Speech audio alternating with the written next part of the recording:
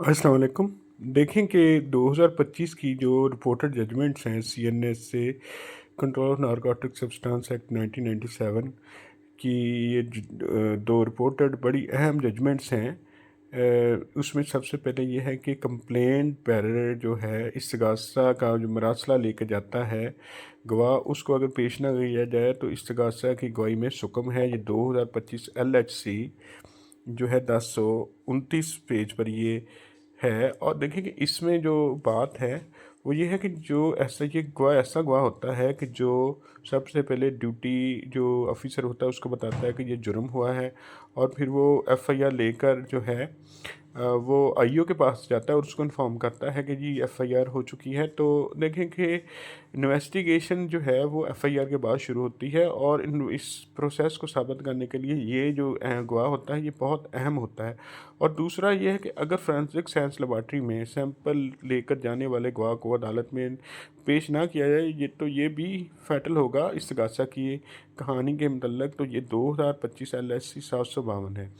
तो देखें कि जो सेफ कस्टडी है ना, जो नारकोटिक्स में, वो साबित करना बहुत ज़रूरी होता है। और इसमें ये चेन ऑफ कस्टडी अगर टूट जाए तो केस जो है वो साबित नहीं हो पाता।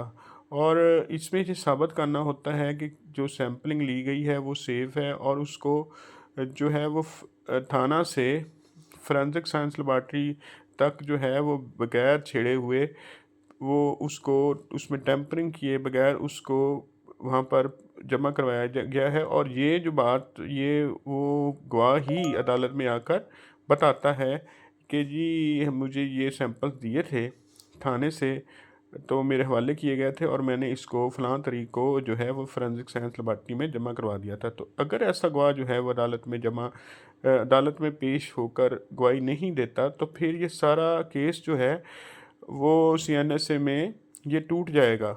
तो ये 2025 LHC 752, यानी दोनों सिचुएशंस अगर आपके केस में है, कोई मुरासला का जो इस्तगासा के मुरासला को लेकर जाने वाले गवाह को पेश ना किया जाए तो उसकी इस्तगासा की जो है उसमें कहानी जो है उसमें सुकम है।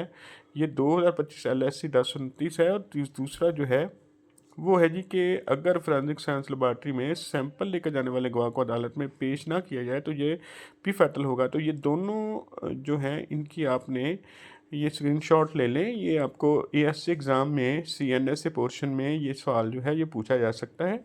और दूसरी बात ये याद रखें कि ये प्रैक्टिस के लिए भी बहुत अहम है। अगर आप CNSA ट्रायल करते हैं तो दोनों बातें जो हैं, देखें कि ये इस्तगासा का जो गवाह है इसको कई दफ़ा ये फॉर्मल विटनेस के तौर पर ले जाते हैं। तो ये फॉर्मल विटनेस नहीं, ये बहुत अहम गवाह है। इस्तगासा कंप्लेंट बैरियर जिसको कहते हैं, इस्तगासा को लेकर जाने वाला।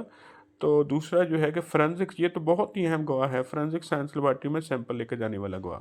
तो ये आपने नोट कर लेना है। Thank you so much for watching my YouTube.